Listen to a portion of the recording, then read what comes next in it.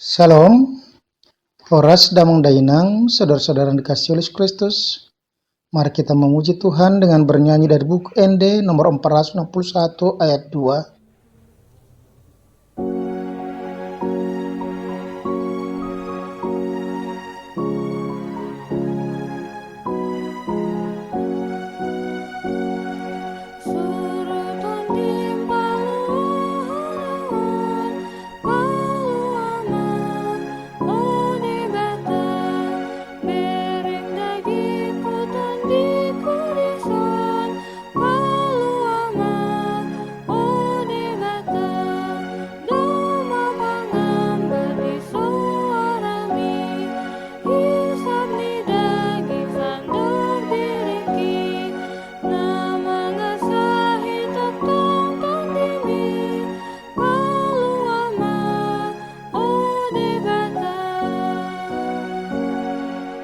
Kasih karunia dan damai sejahtera dari Tuhan Allah Bapa kita dan dari anaknya Tuhan Yesus Kristus menyertai kamu sekalian. Amin. Damang Dainang firman Tuhan untuk kita pada hari Rabu 12 Oktober 2022 tertulis dalam Efesus 1 ayat 17. Efesus 1 ayat 17 demikian bunyinya. Dan meminta kepada Allah Tuhan kita Yesus Kristus, yaitu Bapa yang mulia itu, supaya ia memberikan kepadamu roh hikmat dan wahyu untuk mengenal dia dengan benar. Anggiat dilihat debata ni Tuhata Yesus Kristus, aman hasangaponi Tuhamu tod dihapistaran, dohot pangukapon manada ibana. Demikian pembacaan firman Tuhan. Damang Dainang, saudara-saudara yang dikasihi oleh Kristus, di dalam perjalanan kehidupan kita tahu bahwa kemampuan kita, pikiran kita terbatas, perasaan kita terbatas, segala sesuatu itu yang ada di bumi ini adalah terbatas dan punya kekurangan, kelebihan. Itu sebabnya tidak bisa semua hal dapat kita cerna dengan pikiran kita. Oleh karena itu Tuhan memberikan iman kepada manusia supaya dengan iman dia mengetahui apa yang baik, apa yang buruk. Dengan iman dia bisa memuji Tuhannya yang dia ketahui bahwa di luar kekuatan dunia ini masih ada kekuatan absolut, yaitu Allah yang menciptakan. Penulis kitab Ibrani mengatakan iman adalah dasar dari segala sesuatu yang kita harapkan dan bukti dari segala sesuatu yang tidak kita lihat. Yaitu dengan beriman, pasrah dan percaya sepenuhnya kepada tuntunan tangan Tuhan, maka kita akan mampu menjalani kehidupan. Untuk dapat mengerti, untuk dapat memahami, untuk dapat menerima yang di luar nalar kita, maka kita dituntut untuk memiliki iman. Dan iman itu adalah pemberian daripada Tuhan sendiri. Oleh karena itu firman Tuhan pada saat ini dikatakan kepada jemaat Efesus oleh Paulus ketika dia menyatakan bahwa dia bersuka cita, bergembira mendengar bagaimana perkembangan kehidupan orang-orang Efesus yang sudah menjadi Kristen, di mana mereka dikatakan bahwa mereka sudah menyatakan iman mereka dalam tindakan, dalam perbuatan mereka sehari-hari. Yang walaupun demikian banyak tantangan-tantangan yang mereka harus hadapi, banyak ajaran-ajaran yang mereka harus hadapi, sehingga mereka membutuhkan satu pemahaman yang jelas tentang Tuhan itu, tentang Yesus Kristus itu. Dan itu tidak akan dapat diterima manusia, tidak akan dapat diperoleh oleh manusia hanya karena kepandaian manusia. Pengenalan akan Allah tidak akan mampu diterima oleh manusia, dipahami manusia dengan membaca yang disebut dengan kitab-kitab. Tetapi pemahaman itu, pengenalan yang jelas dengan Allah adalah suatu karunia daripada Allah yang diberikan kepada manusia itu. Sehingga Allah sendiri yang menyatakan itu kepada manusia. Untuk mengenal Tuhan Allah itu adalah karunia Tuhan, bukan melalui pelajaran buku-buku. Bukan hanya sekedar di dalam kehidupan kita, pendengaran-pendengaran kita. Tetapi seperti dikatakan, itu adalah anugerah Tuhan, kasih karunia. Tetapi kita akan semakin mendalami itu dengan Alkitab kita. Kita mengendalami siapa itu Tuhan melalui penyertaannya dalam kehidupan kita sehari-hari. Firman Tuhan hari ini mengatakan, dan meminta kepada Allah Tuhan kita Yesus Kristus.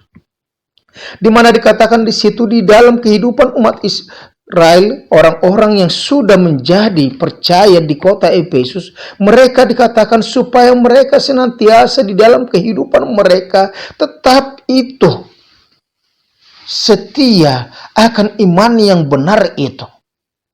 Dikatakan di situ dalam ayat 15, karena itu setelah aku mendengar tentang imanmu dalam Tuhan Yesus dan tentang kasihmu terhadap semua orang kudus, aku pun tidak berhenti mengucap syukur karena kamu, dan aku selalu berdoa mengingat kamu dalam doaku dan meminta kepada Allah Tuhan kita Yesus Kristus.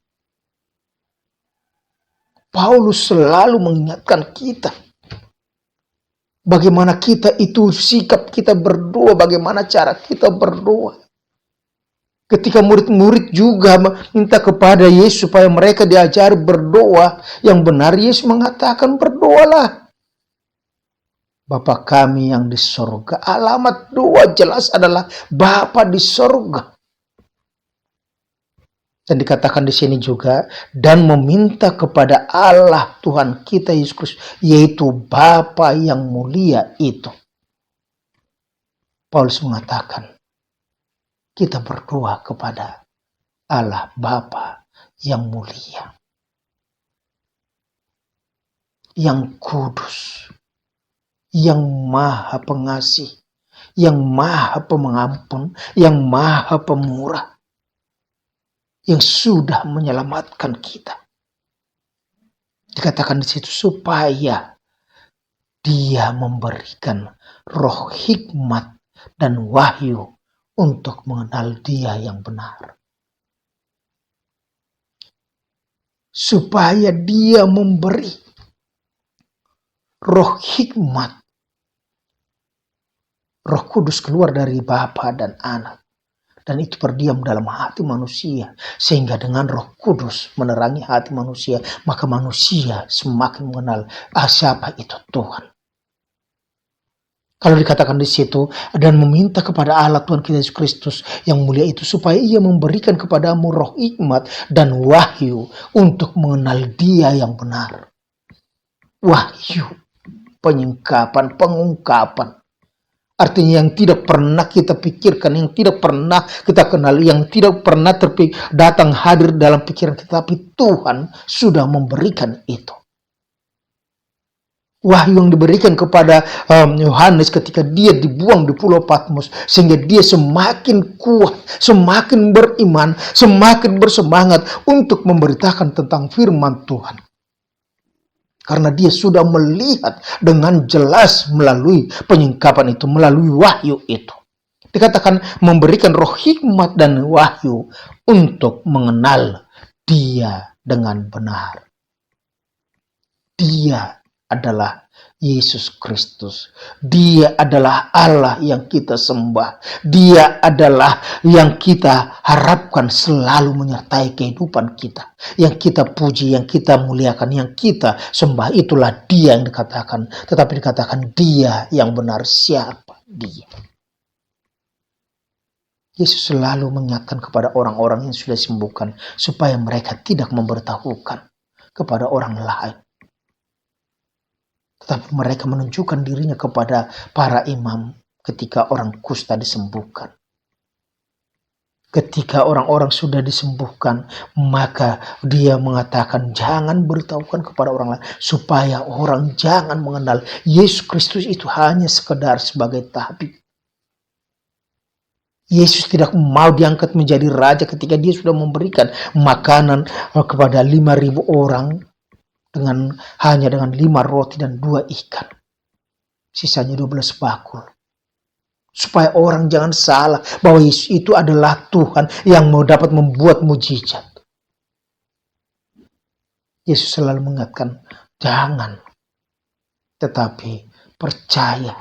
Karena dengan percaya kita diselamatkan.